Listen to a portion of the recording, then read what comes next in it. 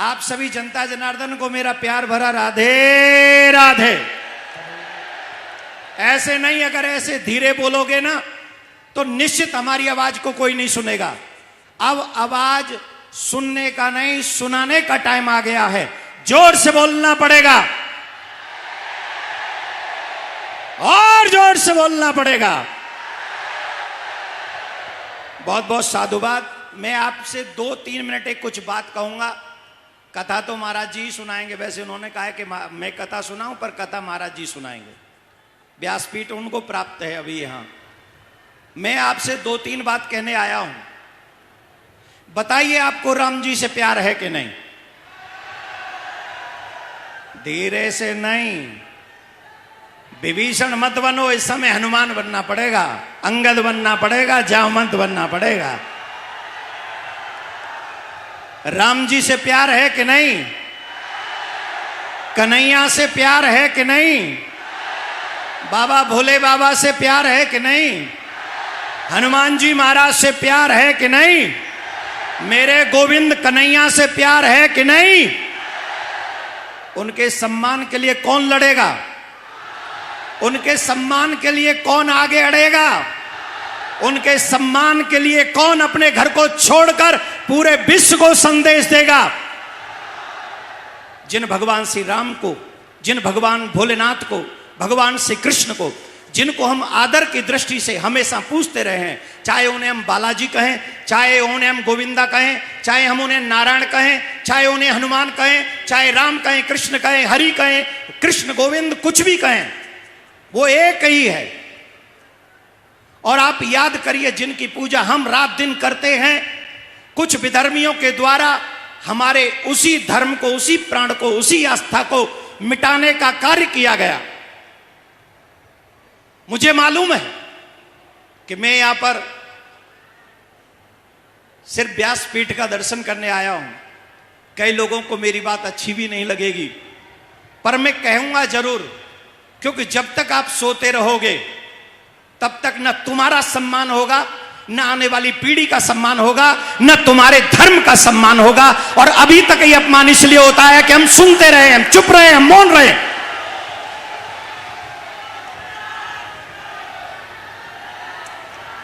हमारी प्रॉब्लम यही है, हमारी समस्या यही है। ये मेरा काम नहीं है, ये मेरा एजेंडा नहीं है, ये मेरा मकसद नहीं है, ये मेरा उद्देश्य नहीं है। तो बताओ राम किसका है? बताओ कृष्ण किसका है? बताओ हनुमान किसका है? अगर ये सब हमारे हैं तो ये मुद्दे हमारे हैं। भगवान श्याम सुंदर की उस मंदिर को, उस प्रतिमा को 1670 में औरंगजेब ने तोड़ा, प्रतिमाओं को ले गया जामा मस्जिद में, आगरा में गाड़ दिया सीढ़ियों में। और आज तक उन्हीं सीढ़ियों में है मेरे गोविंद, मेरे कृष्ण। और हम लोग आज भी बिहारी जी जाते हैं, आज भी मथुरा जाते हैं, आज भी गोवर्धन की परिक्रमा करते हैं। 90% लोगों को पता ही नहीं कि आज भी सीढ़ी में भगवान बैठे हैं। तुम्हारा अपमान आज भी हो रहा है, उपहास आज भी हो रहा है। तुम जिसे पूछते हो उनके ऊपर वो पैर रखकर आज भी जा रहे हैं। मैं देखता हूं वृंदावन में सैटरडे संडे कितनी भीड़ होती है, कितनी भीड़ होती है। उनमें से 99% लोगों को नहीं पता होगा कि भगवान, तुम्हारे भगवान जिनको पूजने गए हो, वो मस्जिद की सीढ़ियों में पड़े हुए। ईमानदारी से बताओ, उन भगवान को लाना चाहिए कि चुप सिर्फ कथा करनी चाहिए? यहां मुझे लगता है सनातन धर्म की सबसे ज्यादा संख्या है। पंडालों में इतनी भीड़ आजकल और कहीं नहीं देखने को मिलेगी जितनी इस समय हमारे भैया के यहां पर टूट पड़ रही है जनता।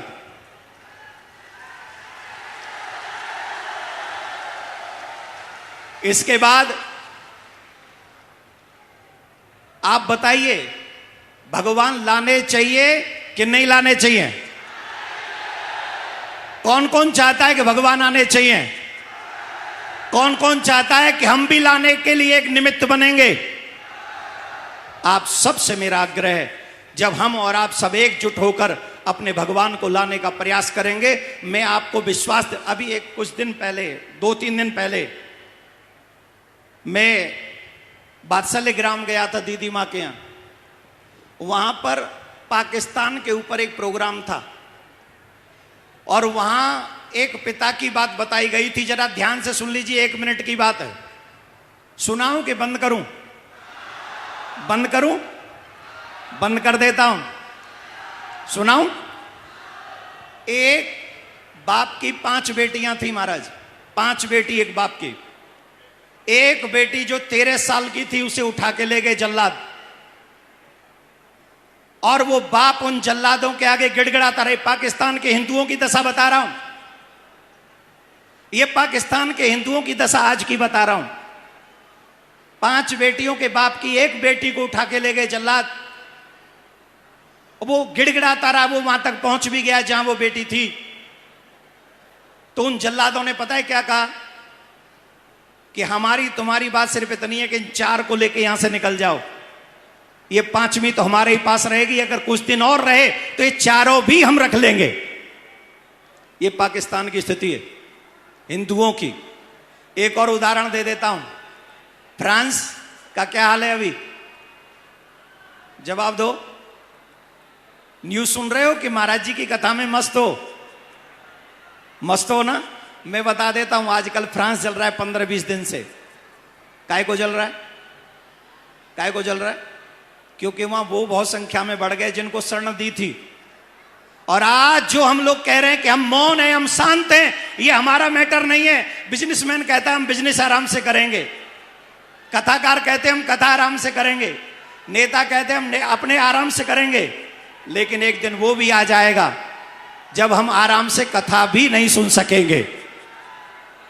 अगर हम चाहते हैं कि हम कथा आराम से सुने, आराम से कहें, तो इसके लिए बहुत जरूरी है मेरे प्यारेओ कि हम सबको अपने कन्हैया को लाने की, अपने धर्म को बचाने की और अपनी बहन बेटियों को सुरक्षित करने का प्रयास हम सबको करना ही चाहिए। राधे राधे। बोलो भारत माता की, भारत माता की वंदे मातरम। जय हो। मैं अपनी वाणी को विश्राम देता हूं। धन्यवाद। बागेश्वर धाम की। ये तो नोएडा में सुनाई दिया, देवबंद तक आवाज जानी चाहिए। बागेश्वर धाम की। हाँ, अभी देवबंद तक गई, अभी हैदराबाद तक भी सुनाई देनी चाहिए।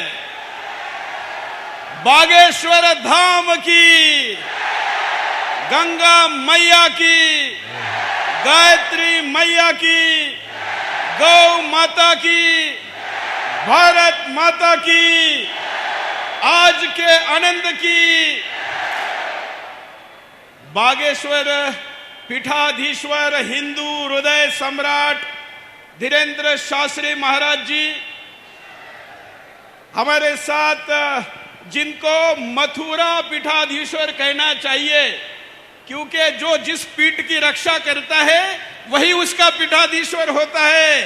तो जो मथुरा की मूर्ति को मस्जिद की सीढ़ियों से लाने का संकल्प कर रहा है, ऐसे दूसरे हिंदू हृदय सम्राट देवकी नंदन ठाकुर जी हमारे बीच में, जिन्होंने अभी गीत गाया, कन्हैया जी, बड़ी संख्या में इस पंडाल में खड़े सभी हिंदू शेरे को जय श्री राम। आज का ये कार्यक्रम केवल इस पंडाल में जो हिंदू शेर शेरनी है वही नहीं देख रहे हैं, बल्कि आज क्या होगा ये जानने के लिए कुछ गद्दार भी देख रहे हैं। उन तक भी आवाज जानी चाहिए कि सारा हिंदू एक है। आज महाराज जी ने पूरा हिंदुस्तान ही नहीं, विश्व भर में फैला हुआ हिंदू जगाया है। अभी अभी यह गीत हुआ और उस गीत में कन्हैया जी ने कहा कि पूरे हिंदुस्तान पर भगवा लगाना है, पूरे भारत पर भगवा लगाना है। मैं आज का ये उत्साह और आपके शक्ति को देखते हुए कहूंगा कि ये भारत का मतलब, इन्होंने जो भारत पर झंडा लगाने की बात की, इसका मतलब अखंड भारत पर भगवा लगाना है। यह हमारे पुरखों का संकल्प है। हो सकता है कि आज संख्या में पाकिस्तान में मुसलमान ज्यादा हो, लेकिन जब पुरखों का संकल्प है और इतनी शक्ति साथ में है, तो हमारे भारत का नक्शा छोटा नहीं बड़ा होना चाहिए कि नहीं। और इसलिए अखंड भारत पर भगवा लगाएंगे। मित्रों, जो संकल्प यहां पर महाराज जी ने किया कि मथुरा की मूर्तियां आगरा के मस्जिद के सीढ़ियों में हैं, और गीत में कहा गया कि 2 मंदिरों को और मुक्त करना है, मथुरा और काशी। इतना ही नहीं, छत्रपति शिवाजी महाराज का संकल्प है 4 लाख मंदिरों को मुक्त करना है। 4 लाख करेंगे कि नहीं? करेंगे कि नहीं? और ये करने के लिए इस पीठ ने जो अलग जगाई हुई है, उस अलग को, और ये कोई हम नया शगुफा नहीं छोड़ रहे कि हम 4 लाख का आंकड़ा लेकर आए। 26 अप्रैल 1645 को छत्रपति शिवाजी महाराज ने रायरेश्वर महादेव मंदिर पर संकल्प लिया था कि यह हिंदू राष्ट्र बनेगा। आज उसके स्थापना को 350 वर्ष हुए हैं, 350। तो हम जो यहां कह रहे, महाराज जी कह रहे, यह हमका व्यक्तिगत संकल्प नहीं है, यह छत्रपति शिवाजी महाराज के संकल्प को हम सबको मिलकर पूरा करना है। और यह हिंदुस्तान हिंदू राष्ट्र था, यह हिंदुस्तान हिंदू राष्ट्र है, और यह हिंदुस्तान हिंदू राष्ट्र, हिंदुस्तान हिंदू राष्ट्र। महाराज जी, 2 वर्ष पहले मैंने दिल्ली में हिंदू राष्ट्र की शपथ ली, तो मेरे ऊपर FIR हो गया। उन्होंने कहा कि यह हेड स्पीच है। क्या हिंदू राष्ट्र की बात करना हेड स्पीच है? क्या हिंदू राष्ट्र की बात करना हेड स्पीच है? हाँ, हिंदू राष्ट्र की बात करना हॉट स्पीच जरूर है, और वो हम करेंगे। मेरी केस सुप्रीम कोर्ट में गई, मुझे कहा गया कि आप अपने बयान को वापस लेंगे तो आपके ऊपर केस नहीं चलेगी। हमने कहा हिंदू राष्ट्र के लिए अगर फांसी भी देंगे तो भी अपना बयान वापस नहीं लेंगे। और अभी महाराज जी ने तो इसका शंखनाद किया है, तोफ जगाई है। आज के इस मुझे कुछ आयोजकों ने कहा कि देरी क्यों की, 2-3 दिन हो गए कथा शुरू हुई। मैंने कहा महाराज जी ने कृष्ण जी को आज लाया है, तो सुदर्शन तो उसके बाद आएगा ना। तो आज कृष्ण जन्म है, सुदर्शन आपके साथ है।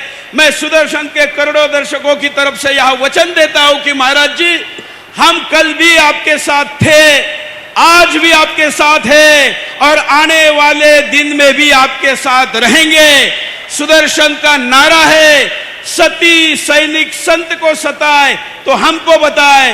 ये वचन देते हुए मैं अपनी वाणी को यहाँ पर विराम देता हूं, और इस आंदोलन को पुनः पूरे समर्थन की घोषणा करता हूं। मेरे पीछे सिर्फ 3 बार कहना है। मैं कहूंगा जयतु जयतु, आप कहेंगे हिंदू राष्ट्रम। जयतु जयतु, जयतु जयतु, जयतु जयतु। धन्यवाद। जय श्री राम। बहुत बहुत धन्यवाद माननीय जी का।